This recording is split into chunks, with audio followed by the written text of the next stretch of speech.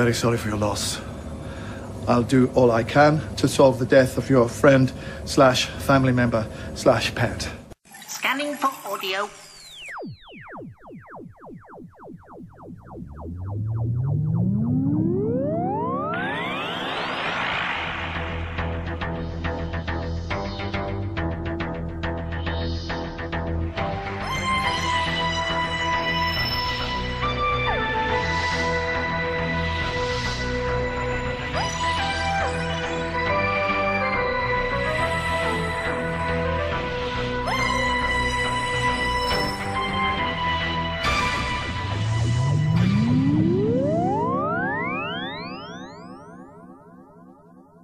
Welcome once again to a Tin Dog podcast.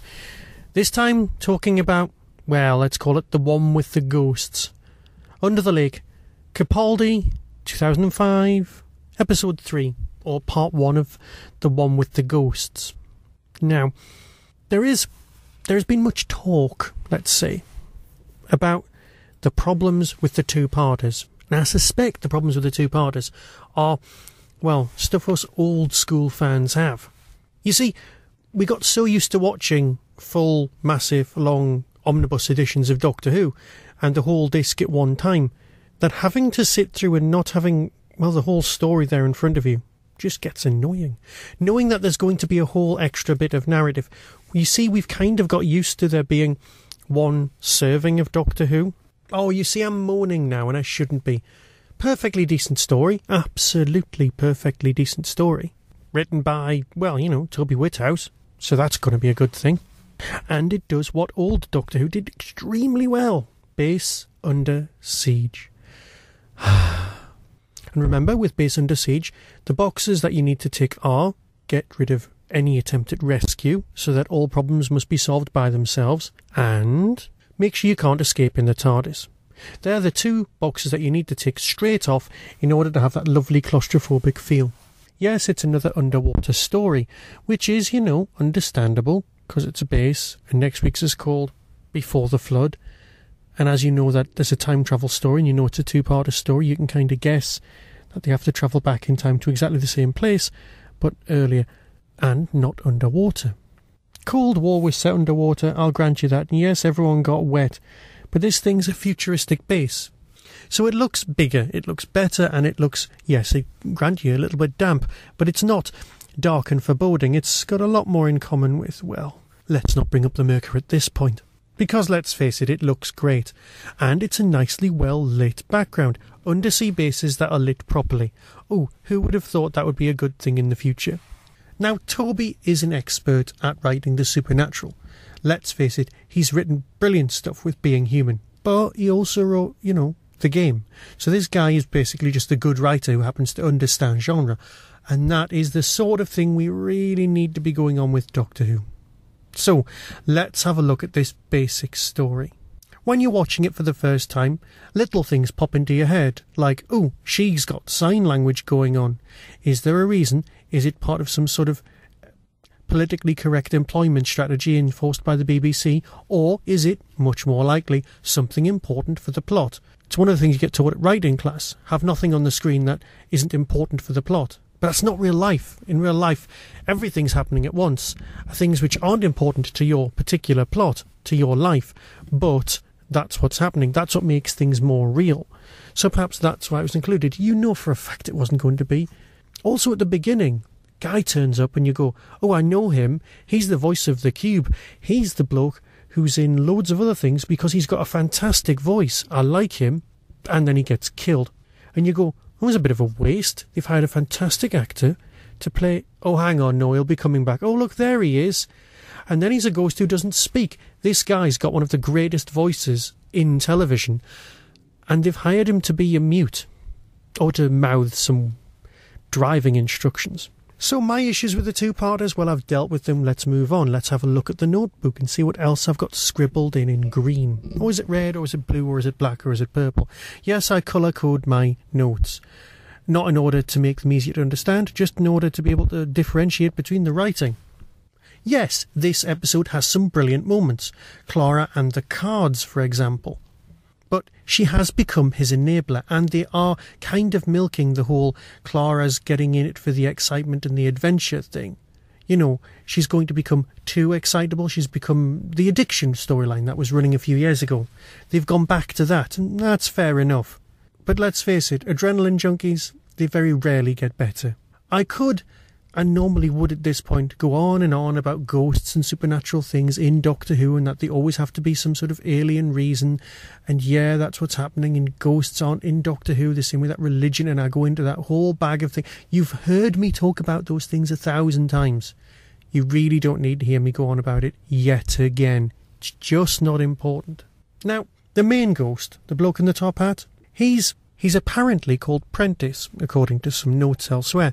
Not that it's ever mentioned here, because he's the mystery, and he's played by Peter Kay. Now, I've got a love-hate relationship with Peter Kay, because when he first started his career, he was a sort of shock interviewer called Dennis Pennis. It was a character that he played on various comedy programmes, and I had an instant dislike for this man.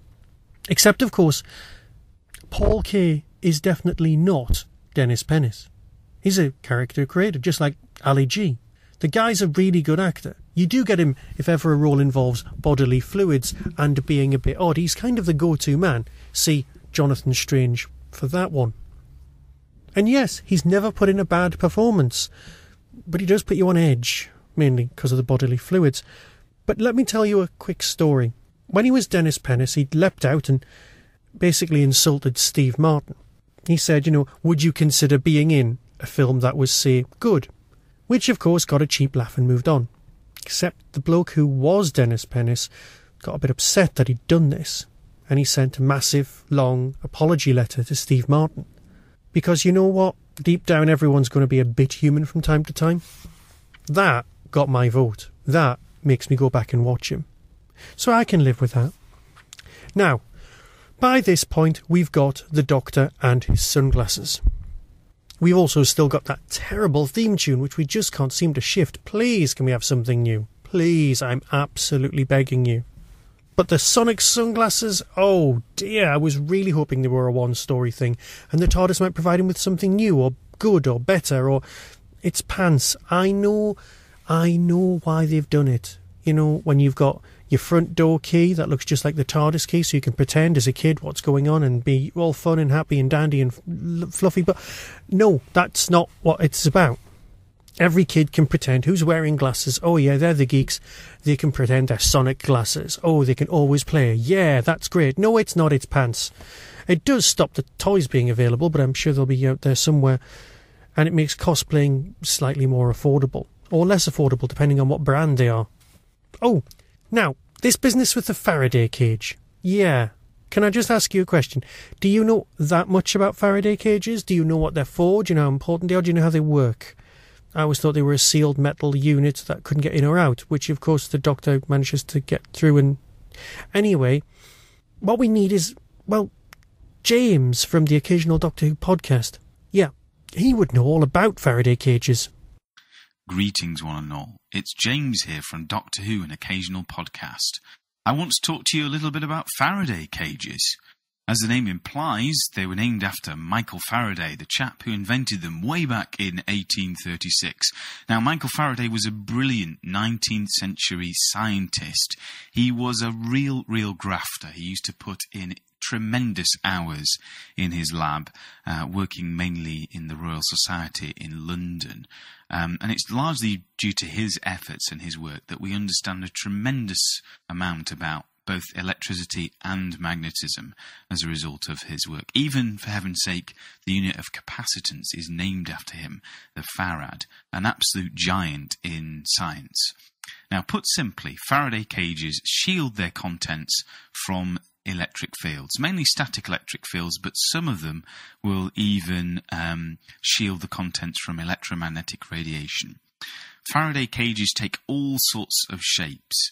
Some are literal cages, some are boxes, spheres, some even take the form of chainmail, which people can wear. Essentially, they're made out of really highly conductive metal. And what they do is they distribute charge around the exterior of the cage to prevent whatever electric field is outside of the cage from getting into the cage. Certain Faraday cages will even deflect electromagnetic radiation. One of my favourite videos on this is a series of lectures by the brilliant MIT professor, well, he's retired now, but Walter Lewin, a Dutchman working over in the States, and he's filmed a whole load of his lectures which are available for free on YouTube, and he shows that you can actually walk into a Faraday cage with an old FM radio and it'll stop working. You won't be able to hear the radio anymore because the Faraday cage essentially distributes the charge around the cage so that no radio waves can get inside the cage, at least not of a low enough frequency anyway. He also demonstrates in the same series of lectures that you can be perfectly safe stood inside a Faraday cage from a very, very large Van de Graaff generator, which is a device that creates colossal electric fields, huge, great big sparks and arcs of electricity. Now, this works, of course, because the Faraday cage is essentially a hollow conductor in which the charge remains on the external surface of the cage. So there is a charge, an electric field of 0 inside the cage, and on one side you've got a positive charge, on the other side you've got a negative charge. So it just flows, the current flows round the conductor, but isn't able to pass into the inside, the hollow part of the Faraday cage. Now you might think, where's the link? Well, the link to Doctor Who is, there's a fantastic band called Arc Attack who use Tesla coils in their performances to make music. Now, Tesla coils are a bit like Van de Graaff generators in that they create huge, great big bolts of lightning because of the fact that they generate enormous electric fields. And they utilize this to make music. The lightning, in effect, of different frequency will produce a different note. But you need something in the middle to conduct through to Earth, and you need to have a Faraday cage. So there are videos of various different performers wearing chainmail, very, very good chainmail. I wouldn't go in wearing ordinary stuff that you would wear as armour to protect yourself from arrows and so on. But there's even videos of people like Adam Savage from the Mythbusters standing in a Faraday cage, a literal cage, doing a little dance, a little jig, whilst Arc Attack use the Tesla coils to play the Doctor Who theme. Faraday cages are incredibly useful for a whole variety of different things, but I thought of a really interesting example, which is if you're sitting in your car in effect is a huge, great big Faraday cage, and a student of mine once asked, would it be possible to be electrocuted if you were by a bolt of lightning if you were sitting in your car? And the answer is no, because the whole shell of the car will act as a Faraday cage and will distribute any charge that hits the metal exterior of the car around it and through and into the ground, meaning that you'll be absolutely safe inside the Faraday cage. So there you go. I've waffled on for about 4 minutes, but hopefully you've learned something new. Physics, it's awesome. Thanks for listening. Have a good one. Well, I'm hoping that sorted that out. So yeah, there's things we need to deal with. There's Clara's addiction. There's the fact that this is timey-wimey and takes place after itself, which of course is nailed home completely by the Doctor appearing at the end. What's going on with the eyes? What's going on with the lip reading? Why did it feel so really slow? Is that because it's a two-parter, or is that because we're used to something a lot faster? I just don't know. So before I go, I just need to deal with a few other things. You see, as you know, I'm watching these Doctor Who's out of order. I'm managing to avoid a lot of spoilers way beforehand, because I'm getting to watch them. As we speak, as I record this, we've only had episode 1 of Doctor Who actually air on TV. So various things I'd missed. I'd not seen the Sisterhood of Khan previews. I'd not seen the Meditation of the Doctor. And all of those things made the story better for not seeing them in the first place. So perhaps being spoiler-free and not on social media is better. I just don't know. But of course there's been news this week. Things like Coleman finally going, where she announced it on Radio 1. I'll try and play that interview after the closing credits. But who's going to be the replacement? Well, my wife went through the internet and she read out some of the possible replacements. And at least 2 of them she announced that we wouldn't be watching Doctor Who ever again if they were hired. So, please be careful on who you hire. My money's on Aria being hired to play the part, and she's meeting the Doctor out of order, because that makes sense, because Mr. Moffat has said that she's not a character we know. So, therefore it's someone who knows the Doctor. Therefore, and so on, and so on. So yeah, meeting him out of order, fair enough. Because let's face it, they may not be filming as much Game of Thrones as they used to. A couple of years off on one programme will allow Maisie Williams to be available for conventions for the rest of her life and guaranteeing her retirement fund, because she'll be at the Game of Thrones table and at the Doctor Who table. It's all going to be alright. Of course, the big news for me this week was the closing of the Big Finish forums.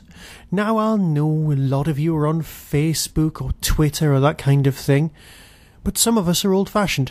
Some of us like long, flowing, throwing conversations and not just 140-odd characters. And Facebook, I just can't work. If ever there is a Tin Dog Podcast Facebook page, it will be an automatic update, just like the Tumblr feed and all of the others. But it's the way Big Finish closed the forum. Now, I know they've got their reasons. There's a statement which I'll read in a minute. But they chose to close the forum when absolutely everyone was looking the other way. September the 19th, during the broadcast of Doctor Who, actually after Big Finish Day 7, which apparently was a fantastic success. It seems a little sneaky, like the way that the Labour Party decided to announce some bad news on September the 11th. Yeah, a good day to hide things. Now, the forum's brilliant. The Big Finish forum was absolutely superb. One of my all-time favourite forums. Place to go, place to discuss things, place to post all of the new Tin Dog podcasts. As soon as I'd recorded them, I put them there so that you could get the reviews nice and early. And yes, a lot of us have migrated across to the new forum called Not the Big Finish Forum. Whether that'll take off, I just don't know. So if you'd like to join us, and you're feeling a little bit let down by the absence of a Big Finish forum, come over to us. There's a link on the Tin Dog Podcast page. So yes, it might not be elegant, it might not be pretty, but it might look just as the old Big Finish forum. So come and join us. There's a lot of our old friends over there. You know you miss it. Join us there until we find something different or better. Big Finish's statement goes... This is from Ian at Big Finish. We are sorry to announce that the Big Finish forum is indefinitely suspended with immediate effect.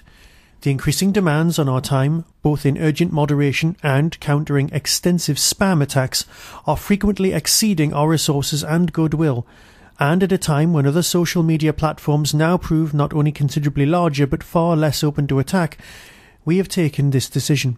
For those wishing to continue following Big Finish news, updates and releases, you're recommended to subscribe to a newsletter sent out regularly with news and exclusive free offers, and of course there's always the Big Finish news page and podcasts.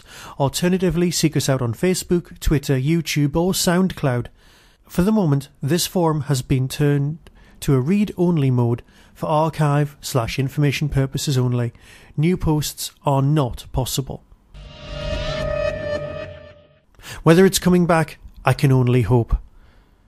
Perhaps differently, with some fan moderators, but that would only be my suggestion.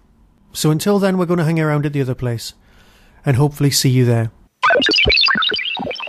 So yeah, a decent enough story, I'll grant you that. The first part of 2, yes, but also standalone individual tales, yes. Spooky, yes. Nicely filmed, yes. The alien spaceship that looks a lot like one of the shuttlecraft from Star Trek, perhaps. No, still good. The whole thing looks like it cost an absolute fortune. I'm looking forward to next week's story. It will be fine. So until then, be seeing you. You've been listening to the Doctor Who Tin Dog Podcast. Available on RSS, iTunes, Audioboom, Tumblr and wherever podcasts are found. Why not become a supporter of the show by visiting patreon.com/tindog. Doctor Who and its associated properties are copyright of the BBC and no infringement is intended. To contact the show, email tin-dog@hotmail.co.uk. The Tin Dog Podcast is a founder member of the Doctor Who Podcast Alliance.